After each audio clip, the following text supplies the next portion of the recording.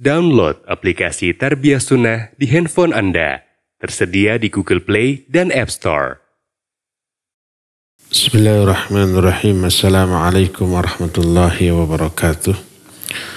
Alhamdulillah wassalatu wassalamu ala Rasulillah wa ala alihi wa ashabihi wa mawalah wa ba'd.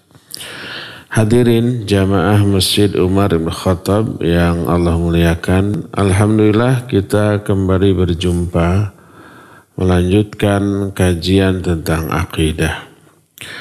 Kalau pertemuan yang lalu kita sudah membahas kitab Al-Usulul Thalatha selesai, lalu dilanjut dengan Qawaidul Arba', dan itu semuanya merupakan penjelasan tentang tauhid, tentang la ilaha illallah, tentang beriman kepada Allah sebagai rukun iman yang pertama.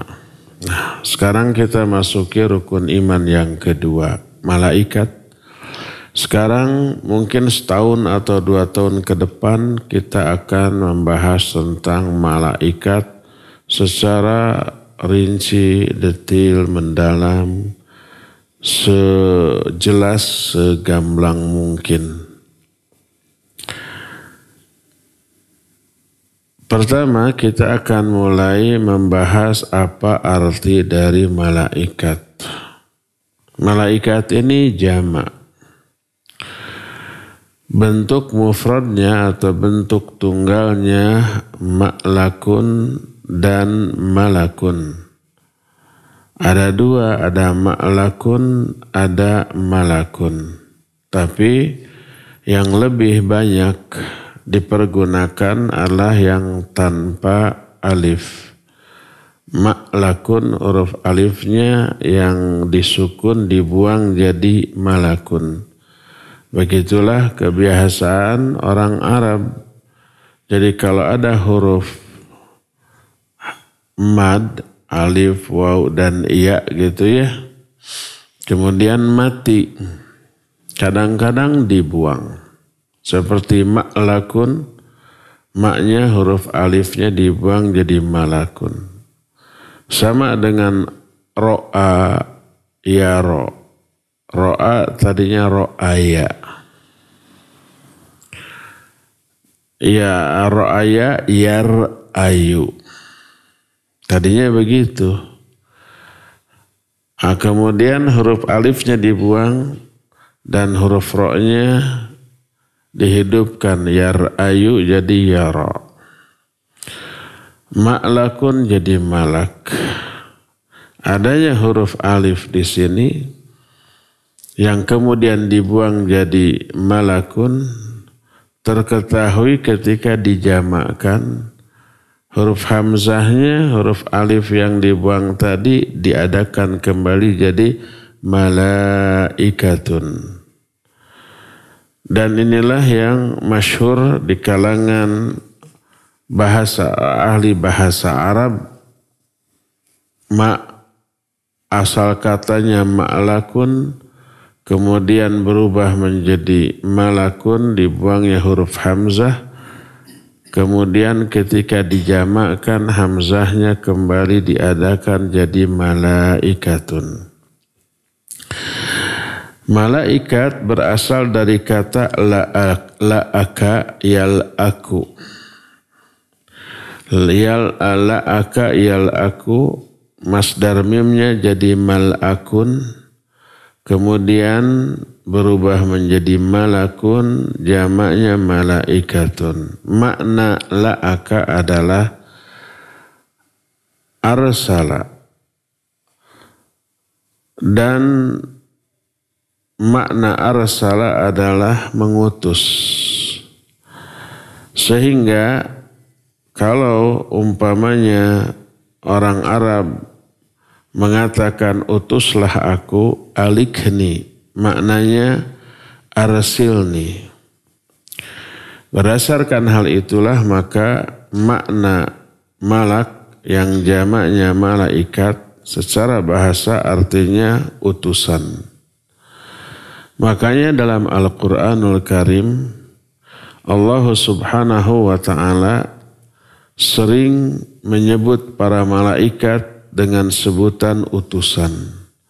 Seperti dalam surah Hud ayat 77 Allah menyatakan walamma ja'at rusuluna Luta si'a bihim wa dhaqa bihim dzar'an wa qala hadza yaumun asib. Ketika datang para utusan kami kepada Nabi Lut. Para utusan kami ini para malaikat. Tapi malaikatnya menjelma menjadi laki-laki yang gagah, yang ganteng. Ketika kedatangan tamu berupa laki-laki yang gagah, yang ganteng, para malaikat. Beratlah bagi Nabi Lut. Lalu beliau berkata, hadza yaumun asib. Aduh, ini hari yang berat. Kenapa? Sebab pasti kaumnya ini kan punya penyakit psikis. Menyukai sesama jenis. Bahasa kitanya sekarang homo atau gay. Makanya homo atau gay, lelaki yang menyukai sesama jenis, sesama lelaki, karena ini penyakit kaum Nabi Lut disebut liwat. Sanes liwat kade. Liwat itu homoseksual. Jadi kata orang Sunda mah teu kaop ningali nu kasep. Atel we. Padahal mun atel mah digaro we nya. Jadi ketika Nabi Lut kedatangan tamu laki-laki yang gagah, yang ganteng, para malaikat. Kaumnya ribut. Maka Nabi Lut menyatakan hadza yaumun asib. Jadi para malaikat yang diutus oleh Allah kepada Nabi Lut disebut oleh Allah dengan sebutan rusuluna, para utusan kami. Demikian juga ketika datang para malaikat kepada Nabi Ibrahim. Hal ataka hadithu dhaifi Ibrahim al-mukramin. Apakah sudah datang berita kepada kalian tentang tamu Nabi Ibrahim yang dimuliakan? Terus ini tamu tuh malaikat tapi berupa orang. Nabi Ibrahim nggak tahu bahwa ini malaikat. Ketika disuguhi anak kambing bakar yang enak, lezat, tamu ini tidak mau menyentuhnya, tidak makan. Padahal tamu ini musafir yang jauh. Musafir biasa kehilangan bekal atau kehabisan bekal, lapar, haus, capek. Harusnya disuguhi makanan enak teh, bakal ponyo. Bakal ponyo teh? Lahap makannya. Tapi ini disentuh pun tidak. Nabi Ibrahim takut. Disangkanya ini orang jahat. Lalu mereka terus terang bahwa mereka adalah orang yang dahulu diutus kepada orang-orang durhaka pada zaman dahulu untuk dimusnahkan. Nah, lalu datang kepada Nabi Ibrahim untuk memberi kabar bahwa Nabi Ibrahim di masa tuanya akan punya anak. Nah, singkatnya cerita Nabi Ibrahim bertanya, dan ini diceritakan dalam Al-Quran surah Az-Zariyat. Kata Nabi Ibrahim, qala fama khatabukum ayyuhal mursalun. Bagaimana kisah kalian di masa lalu, wahai para utusan? Para malaikat ini memang para utusan Allah Subhanahu wa ta'ala. Karena makna asal dari malaikat adalah para utusan. Inilah umumnya penjelasan para ulama ahli bahasa dan ahli tafsir ketika menerangkan makna malaikat. Malaikat artinya adalah para utusan.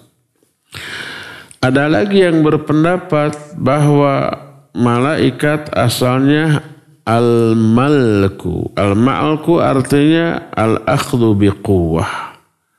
Artinya mengambil dengan kekuatan. Ada lagi yang berasal dari kata malik artinya penguasa.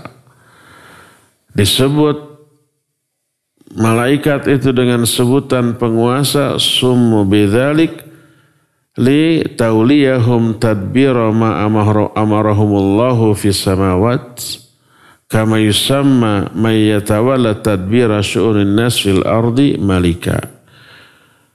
Para malaikat disebut malaikat artinya para penguasa karena mereka diberikan kekuasaan oleh Allah di langit, mengatur seluruh urusan langit. Sebagaimana orang yang di dunia diserahi tugas mengurus urusan manusia disebut malik, disebut raja, disebut penguasa. Ini penjelasan beberapa ulama. Mana yang lebih kuat? Pendapat yang lebih kuat yang menyatakan bahwa para malaikat maknanya adalah para utusan sebagaimana yang diterangkan tadi. Inilah poin yang pertama. Kedua, apa hakikat dari malaikat? Dalil-dalil yang ada baik Al-Quran ataupun hadis ataupun ijma' kaum muslimin, ijma' ulama, menjelaskan bahwa malaikat itu salah satu di antara makhluk Allah. Allah menciptakan mereka sebagaimana Allah menciptakan jin dan manusia. Cuma bahannya beda. Kalau jin diciptakan dari apa? Api.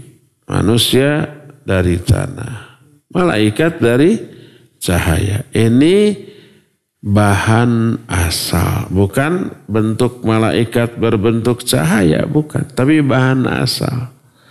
Sebagaimana jin bahan asalnya api, tapi jin bukan berupa api. Sebagaimana manusia berasal dari tanah, tapi kita tidak berupa tanah. Malaikat diciptakan dari cahaya, itu bahan pembuatan asal. Tapi bentuknya bukan cahaya.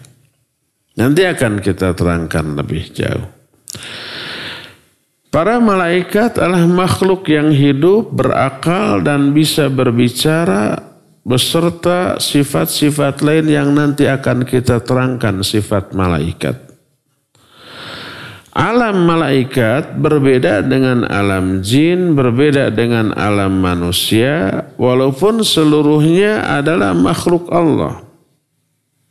Akan tapi alam malaikat adalah alam yang suci, yang mulia, yang Allah pilih dalam kehidupan di dunia karena kedekatan mereka kepada Allah Azza wa Jalla, melaksanakan seluruh perintah Allah, baik perintah yang kauni atau perintah yang syar'i. Allah pun menyebut malaikat selain dengan sebutan utusan, juga dengan sebutan safarah. Sebagaimana dalam surah Abasa, Allah Azza wa Jalla menyatakan dalam surah Abasa tadi, bi'aidi safarah kiramim bararah. Bi'aidi safarah artinya di tangan para safarah. Safarah artinya para malaikat. Makna safarah adalah, kalau bahasa kita mah duta. Pernah mendengar kedutaan? Pemimpin kedutaan adalah duta besar. Kita pemerintah Indonesia punya duta besar di negara-negara lain. Di semua negara, di kebanyakan negara, enggak semua negara.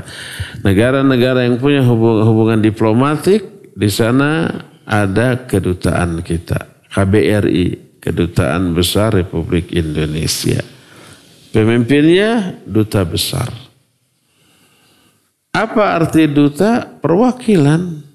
Duta besar yang ada di umpamanya di Arab Saudi, duta besar Indonesia untuk Arab Saudi adalah wakil pemerintah Indonesia di Arab Saudi. Dubes kita di Belanda umpamanya duta besar itu adalah wakil pemerintah Indonesia yang ada di Belanda. Perantara. Safaroh adalah perantara. Para malaikat disebut safaroh karena mereka perantara antara Allah dengan manusia dalam banyak hal. Dalam hal menyampaikan wahyu. Dalam hal umpamanya mengatur kehidupan manusia, mengatur turunnya hujan, tiupan angin, didistribusikannya rizki.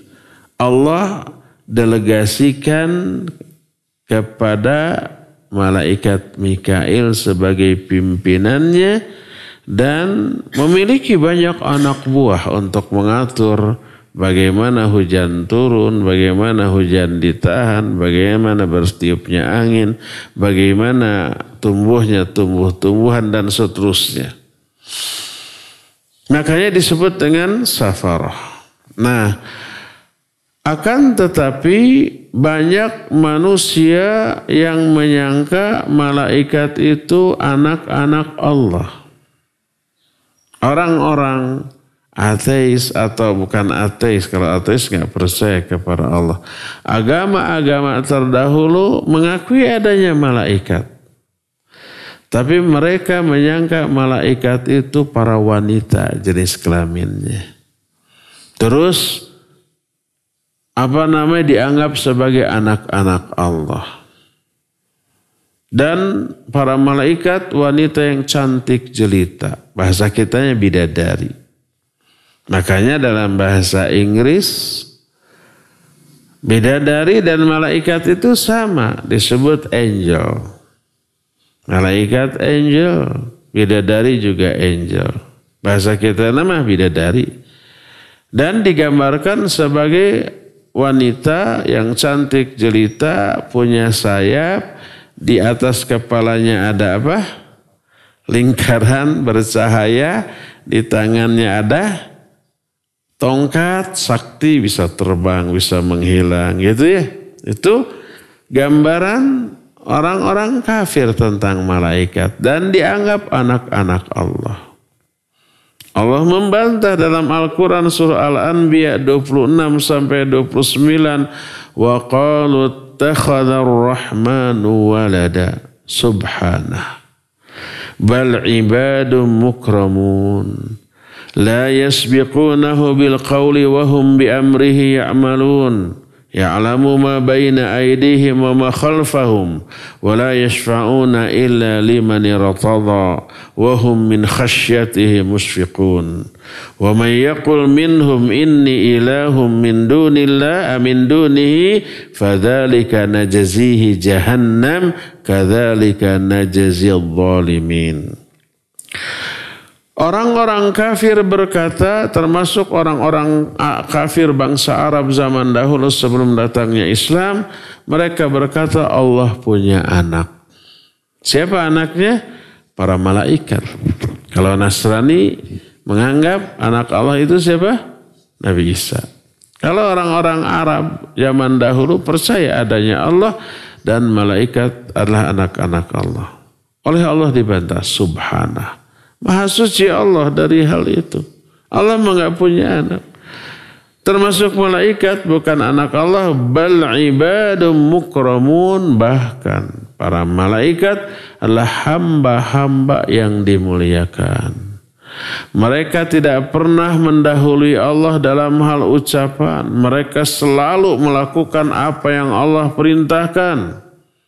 Allah mengetahui apa yang ada di hadapan para malaikat, apa yang ada di belakang mereka, dan para malaikat tidak bisa memberikan syafaat kecuali kepada orang yang Allah ridhai, dan para malaikat saking takutnya kepada Allah mereka tunduk. Siapa saja di kalangan para malaikat yang berkata akulah sesembahan selain Allah, maka akan kami masukkan dia ke dalam jahannam dan demikianlah cara kami membalas orang-orang yang zalim. Jadi malaikat hamba Allah tidak boleh mengaku sebagai sesembahan selain Allah. Enggak.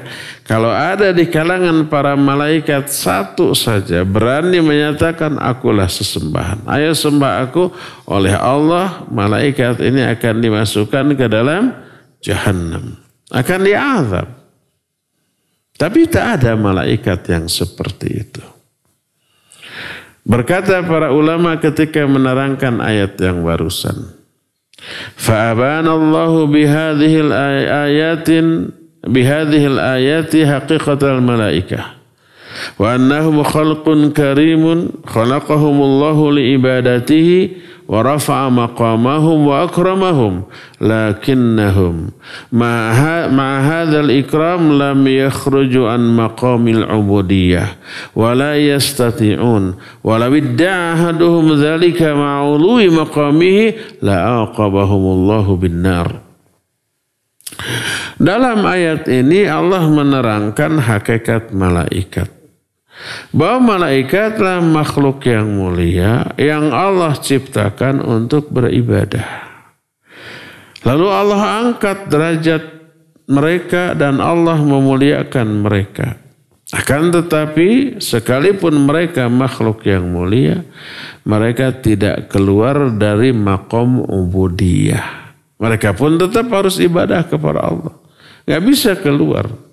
Seandainya ada salah satu malaikat walaupun dengan derajat yang sangat tinggi tapi ngaku bahwa dia sesembahan yang harus disembah, maka oleh Allah akan diazab oleh api neraka. Nah, lebih lanjut nanti hakikat malaikat akan kita terangkan di bab yang khusus untuk itu. Adanya malaikat wajib diimani. Iman kepada malaikat bagian yang sangat penting dari agama ini. Tidak percaya adanya malaikat, kufur, keluar dari Islam. Karena siapa yang tidak percaya malaikat berarti sama dengan tidak percaya kepada Quran.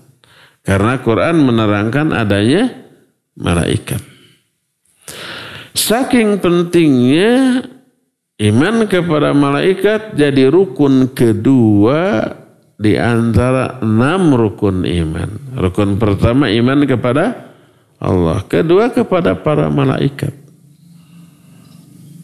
Al-Quran pun penuh menyebutkan, menerangkan tentang para malaikat, golongan-golongan mereka, beberapa sifat dan karakter mereka.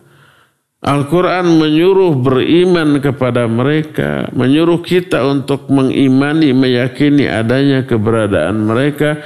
Dan Al-Quran pun melarang kita kufur kepada para malaikat.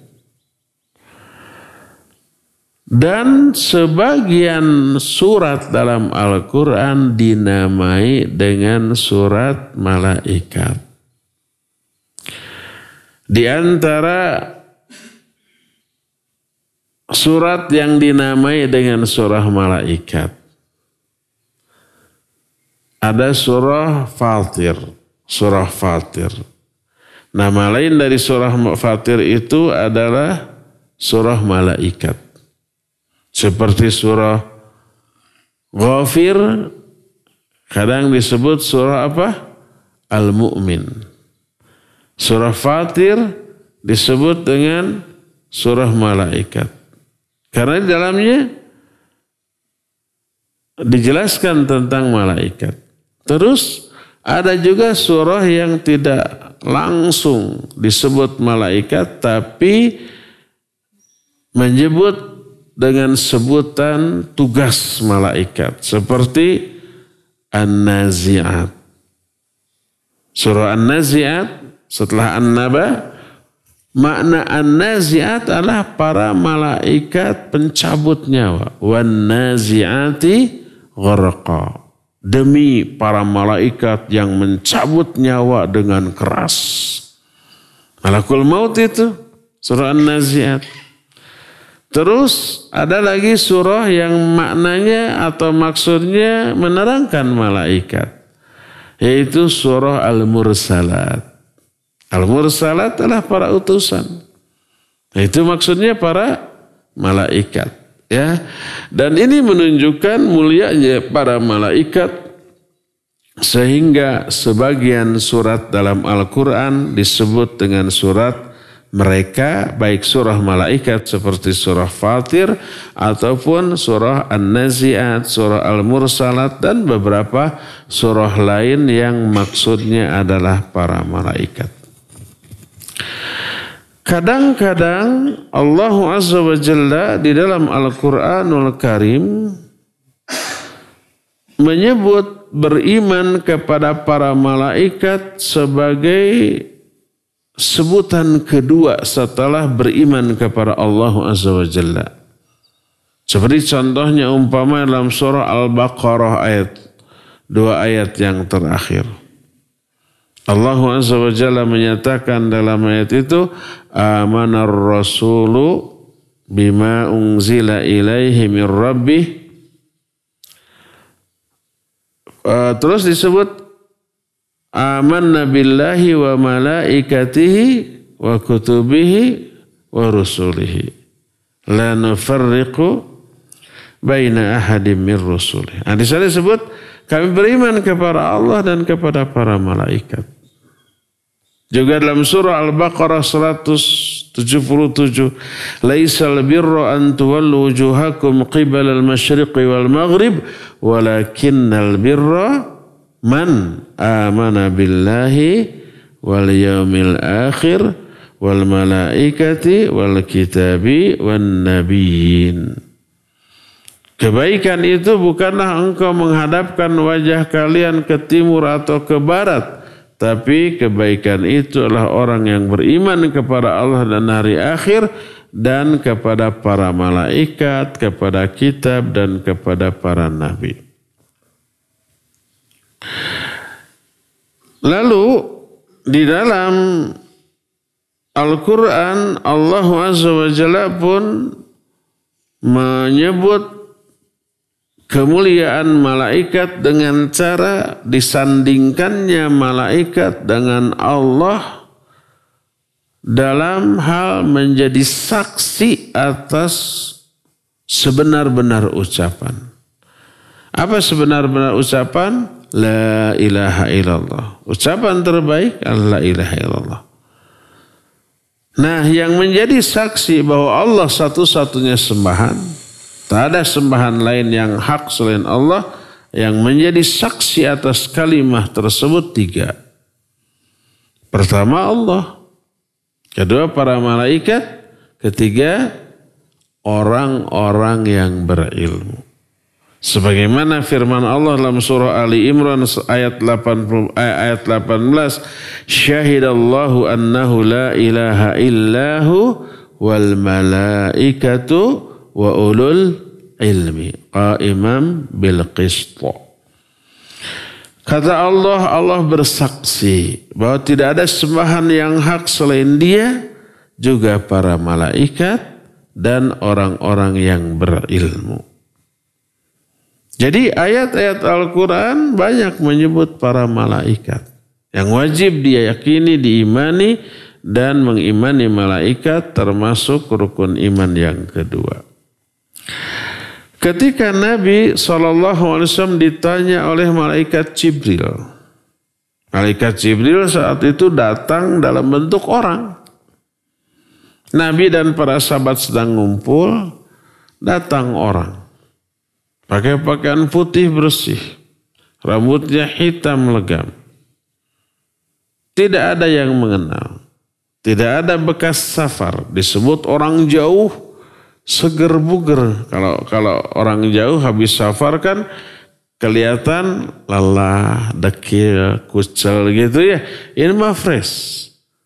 Kayak baru datang dari dekat. Disebut orang dekat, tak ada orang yang mengenalnya. Lalu orang ini akrab dengan Nabi SAW. Lalu bertanya, ya Muhammad, akhbirni anil Islam. Hai Muhammad, terangkan kepadaku tentang Islam. Diterangkan. Lalu orang ini berkata, shadaqta, benar engkau. Penjelasanmu itu benar. Para sahabat kaget, ongkoh orang ini nanya, setelah dijawab, membenarkan seperti apa? Ngetes gitu. Terus ditanya, wa akhbirni anil iman. Sekarang beritahukan kepada saya tentang iman. Terangkan apa itu iman. Lalu Nabi menjawab, antu'mina billahi wa malaikatihi wa kutubihi wa rusulihi wal yawmil akhir wa antu'mina bil qadari khairihi wa syarrihi. Iman adalah engkau beriman kepada Allah, kepada para malaikatnya, kitab-kitabnya, rasulnya, hari akhir, dan kepada takdir baik yang baik ataupun yang buruk. Shadaq, tak benar jawabanmu itu. Dan bertanya lagi tentang ihsan, bertanya tentang kiamat, tanda-tandanya. Terus begitu, setelah itu pergi menghilang. Kata Nabi SAW, tahu nggak siapa dia? Para sahabat menjawab, nggak tahu. Allah dan Rasulnya lebih tahu. Apa kata beliau? Hadza Jibril atakum liyu'allimakum dinakum. Dia Jibril datang kepada kalian untuk mengajarkan kepada kalian tentang agama kalian. Cara ngajarkannya itu bertanya kepada Nabi, Nabi suruh menjelaskan. Kenapa tidak malaikat Jibril langsung datang? Ngomong langsung bicara, dengarkan, saya malaikat Jibril. Saya akan terangkan Islam apa, iman apa, ihsan apa, tanda-tanda kiamat. Kenapa enggak demikian? Kalau demikian, apa yang disampaikan oleh malaikat Jibril ini wahyu, terdengar oleh semua sahabat di sana, bisa-bisa semua sahabat di sana jadi nabi, ya enggak? Karena makna nabi adalah orang yang diberi wahyu oleh Allah melalui malaikat Jibril. Jadi kalau malaikat Jibril langsung bicara kepada para sahabat, berarti para sahabat dapat wahyu. Berarti mereka nabi. Makanya tidak demikian cara menerangkan apa itu Islam, iman, ihsan dan seterusnya. Malaikat Jibril tidak langsung menerangkan kepada para sahabat, tapi melalui pertanyaan biar Nabi yang menerangkan itu. Jadi tetap yang dapat wahyunya Nabi SAW. Para sahabat tidak. Nah, itu hadis. Berkata Imam Ibnu Abil Izzi Al-Hanafi ketika menerangkan hadis tadi, ja'alallahu al-imana huwal iman bihadhil jumlah wa samma man amana bihadhil jumlah mu'minin. Allah menjadikan iman adalah orang yang beriman kepada 6 poin yang tadi diterangkan dan menamai orang yang mengimani 6 hal ini disebut dengan orang-orang mukmin. Hadis-hadis yang semakna dengan ini banyak. Lalu para ulama ijma sepakat bahwa beriman kepada para malaikat merupakan syarat mutlak seseorang disebut mukmin. Siapa yang mengingkari keberadaan malaikat, tidak beriman kepada adanya malaikat, orang itu disebut kafir oleh Allah. Seperti dalam Al-Quran surah An-Nisa ayat 136 kata Allah, wa may yakfur billah wa malaikatihi wa kutubihi wa rusulihi wal yawmil akhir faqad dhalla dhalalan ba'ida. Siapa yang kafir kepada Allah, kepada para malaikatnya, kepada kitab, kepada rasul, kepada hari akhir, dia telah sesat dengan kesesatan yang jauh. Jadi kedudukan beriman kepada para malaikat dalam agama kita sangat penting. Menduduki urutan kedua setelah beriman kepada Allah Subhanahu wa ta'ala. Siapa yang tidak beriman kepada para malaikat, dia kafir. Lalu apa yang dimaksud dengan beriman kepada para malaikat? Kita tahu wajib iman kepada para malaikat. Tapi bagaimana cara beriman kepada para malaikat? Nah, ini akan kita bahas nanti di hari Senin yang akan datang. Untuk sekarang mas cukup sampai di sini saja. Dan kita masih punya sisa waktu untuk bertanya jawab. Kalau ada pertanyaan dipersilakan, kita mulai dengan jamaah bapak-bapak dulu yang ada di masjid ini. Kalau ada pertanyaan silakan. Assalamualaikum warahmatullahi wabarakatuh. Waalaikumsalam warahmatullahi wabarakatuh. Mau bertanya Ustadz, apakah benar kalau iman itu ada tingkatannya? Apa? Iman ada tingkatannya. Ada tingkatannya. Yang pertama iman taklid, terus iman iyan, iman ilmu, iman hakikat, dan iman ma'rifat. Apakah itu benar gitu? Pernah mendengar? Gitu. Kita. Assalamualaikum warahmatullahi wabarakatuh. Waalaikumsalam warahmatullahi wabarakatuh. Barakallahu fik. Apa benar iman itu ada tingkatan-tingkatan? Ada iman taklid, ada iman ilmu, ada iman hakikat, ada iman ma'rifat. Baik. Bahwa iman orang bertingkat-tingkat, berbeda-beda, ada yang kuat, ada yang lemah, ada yang sedang, ada yang sangat lemah, ada yang sangat kuat. Iya, benar. Tergantung apa? Ya, tergantung ilmu. Iman itu tergantung ilmu. Ilmu tentang apa? Tentang Allah dan syariatnya. Makin mendalam ilmu tentang Allah dan syariatnya, iman juga semakin kuat, semakin mendalam. Nah, adapun bagaimana atau berapa pembagian tingkatan iman tak ada dalam Quran, tak ada dalam hadis. Cuma para ulama memberi istilah. Kalau ada orang yang iman hanya karena ikut-ikutan, berdasarkan kebiasaan banyak orang begitu ikut begitu, orang begini ikut begini. Maka tadi disebut iman muqallid. Iman orang yang taklid. Taklid itu ikut-ikutan. Gimana ramenya orang. Tidak berdasarkan ilmu. Dan ini iman yang rapuh. Kedua, ada orang yang disebut iman ma'rifat. Iman ma'rifat itu artinya pengetahuan atau ilmu. Imannya ini didasarkan kepada ilmu. Dia beriman karena mengetahui. Dia beriman karena dia faham apa yang dia imani. Lalu meyakininya. Yang disebut iman ma'rifat. Ini istilah saja. Nah, kalau orang tersebut setelah mengetahui apa yang diimani, lalu diaplikasikan, diamalkan. Setelah diamalkan, dia merasakan rasa dari iman. Iman itu manis. Sebagaimana sabda Nabi SAW dalam beberapa hadis. Di antaranya umpamanya, Zaqa ta'mal iman man radhiya billahi rabba wa bil islami dina wa bi Muhammadin rasulah. Akan merasakan manisnya iman. Orang yang ridho Allah sebagai Rabbnya, Islam sebagai agamanya, dan Muhammad SAW sebagai Nabi-Nya. Dia akan merasakan manisnya iman.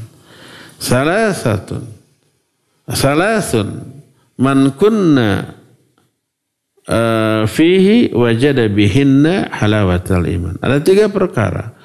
Siapa orang yang memiliki 3 perkara ini dalam dirinya, dia akan merasakan manisnya iman. Pertama, kalau Allah dan Rasulnya lebih dia cintai daripada yang lainnya. Yang kedua, dia mencintai sama mukmin karena Allah. Ketiga, dia benci kembali kepada kekufuran. Sebagaimana dia benci dilemparkan ke dalam api neraka. Nah, siapa yang memiliki 3 perkara ini, dia akan merasakan manisnya iman. Jadi orang yang sudah meyakini ilmu yang sudah dia fahami tentang Allah dan syariatnya, lalu diaplikasikan, diamalkan, diwujudkan dalam kehidupan sehari-hari di semua aspek ibadahnya, aspek muamalahnya, akhlaknya, baru dia akan merasakan manisnya iman. Nah, itu yang disebut dengan iman hakiki. Iman yang sebenar, iman hakikat.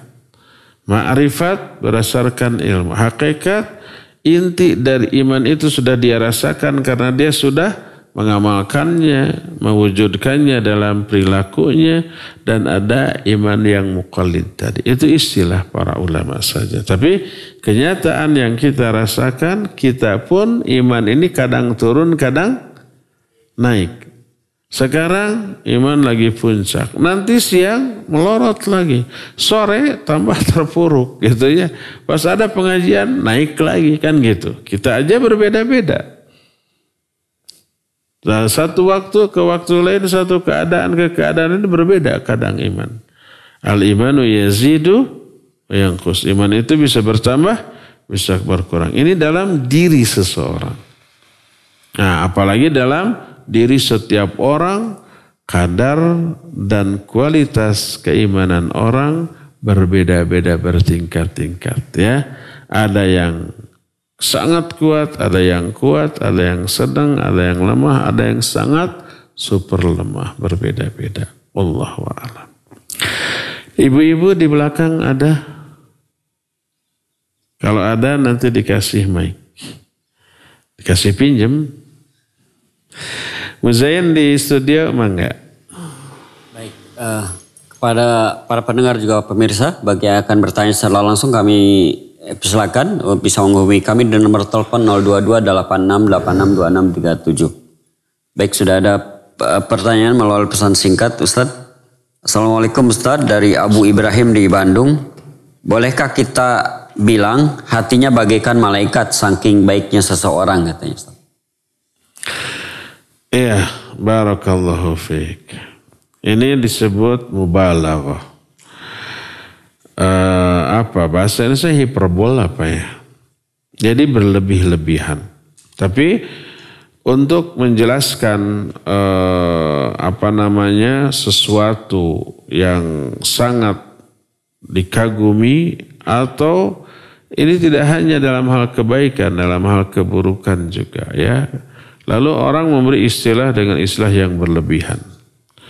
Dan itu terpakai dalam semua bahasa. Dalam bahasa Indonesia namanya hiperbol. Seperti suaranya kayak geledek. Padahal jauhnya. Maksud suaranya kayak geledek itu apa? Sangat keras. Padahal lebih kerasan geledek itu. Tapi itu terpakai dalam bahasa Sunda, dalam bahasa Indonesia, termasuk juga di dalam bahasa Arab ya. Dalam bahasa Indonesia untuk menjelaskan baik dan bagusnya hati seseorang, lalu kita katakan ini hatinya bagaikan hati malaikat. Tentu saja bukan berarti dia maksum. Kalau para malaikat maksum tidak? Ya, malaikat maksum. Malaikat nggak pernah berbuat dosa walaupun sedetik. Nggak pernah berbuat salah walaupun sedikit. Allah menyatakan dalam Al-Quran, alaiha malaikatun ghiladun syidad la ya'sunallaha ma amarahum wa yaf'aluna ma ya'murun.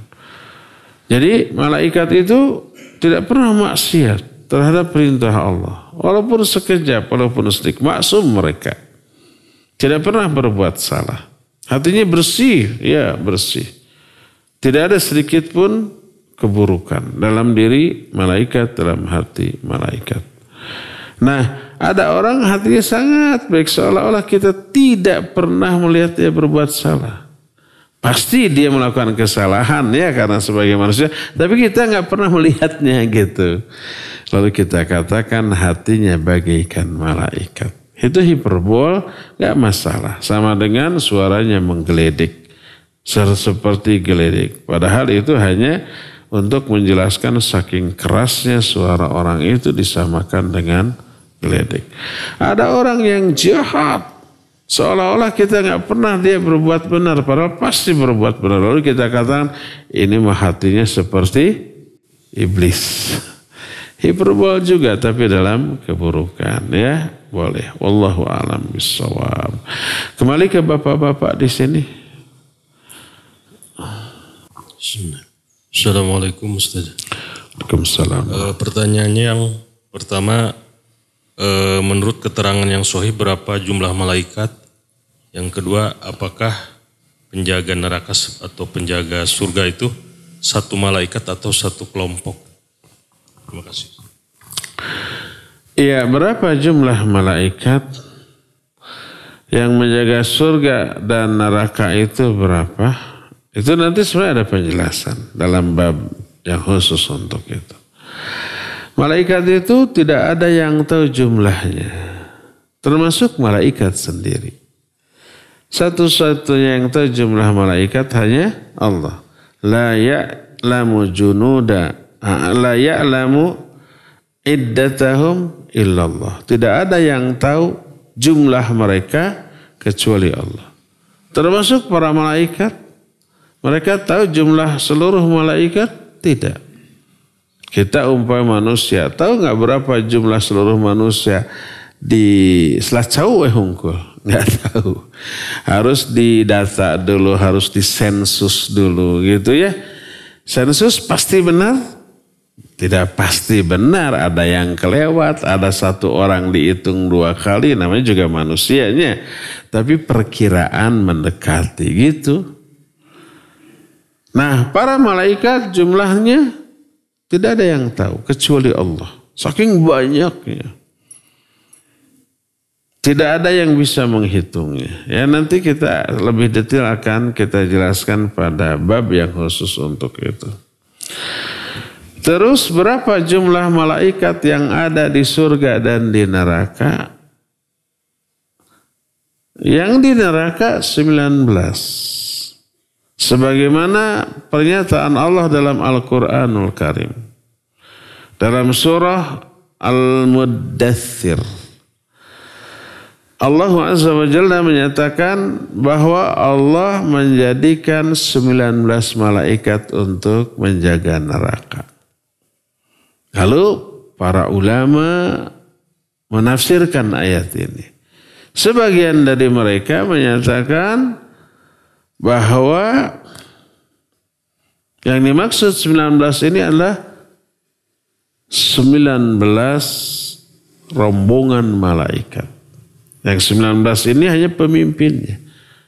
Satu pemimpin malaikat dari yang 19 ini memimpin mungkin ribuan, mungkin jutaan malaikat. Diterangkan dalam satu hadis yang sahih. Disiapkan di neraka 70.000 zimam. Zimam itu rantai yang sangat besar dan berat. Satu rantainya dipegang oleh 70.000 malaikat. Satu rantainya oleh 70.000 malaikat. Ada 70.000 rantai. Ada berapa malaikat tuh? 70.000 aja kali 70.000. 4.900.000 malaikat itu yang hanya ngagugulung rantai saja. Belum malaikat yang lainnya. Miliaran. Di neraka aja miliaran. Oleh karena itulah para ulama menyatakan 19 malaikat yang ada di neraka adalah para pemimpinnya. Di atas 19 malaikat yang memimpin rombongan malaikat di bawahnya ada pimpinan umum namanya Malik. Dan nama malaikat Malik disebut dalam Al-Quran. Allah menyatakan, wa qalu berkata para ahli neraka, ya Malik, wahai Malik, liyaqdi alaina rabbuk, ya wahai Malik, suruh Allah itu mematikan kami saja daripada disiksa begini, menderita, menjerit-jerit dalam keadaan hidup disiksa. Lebih baik liyaqdi alaina rabbuk. Hendaklah Rabbmu suruh mematikan saja. Suruh Allah mematikan kami, gitu kan? Enak aja. Padahal dulu ketika di dunia mereka tidak akan pernah meminta kematian. Di akhirat ketika diazab menikmati daripada diazab begini. Nah, mereka berseru kepada Malik, ya Malik liyaqdi alaina rabbuk. Hai Malik, suruh Allah mematikan kami saja. Malik ini adalah pemimpin seluruh malaikat yang ada di dalam neraka. Ya. Jadi itulah jumlah malaikat. Nanti lebih rinci akan kita terangkan di bab khusus untuk itu. Wallahu a'lam. Iya. Ya, kalau begitu kita sudahi aja sampai di sini. Insyaallah kita jumpa kembali di hari Senin yang akan datang. Subhanakallahumma bihamdik asyhadu an la ilaha illa anta astaghfiruka wa atubu ilaik. Walhamdulillahirabbil alamin. Wassalamualaikum warahmatullahi wabarakatuh.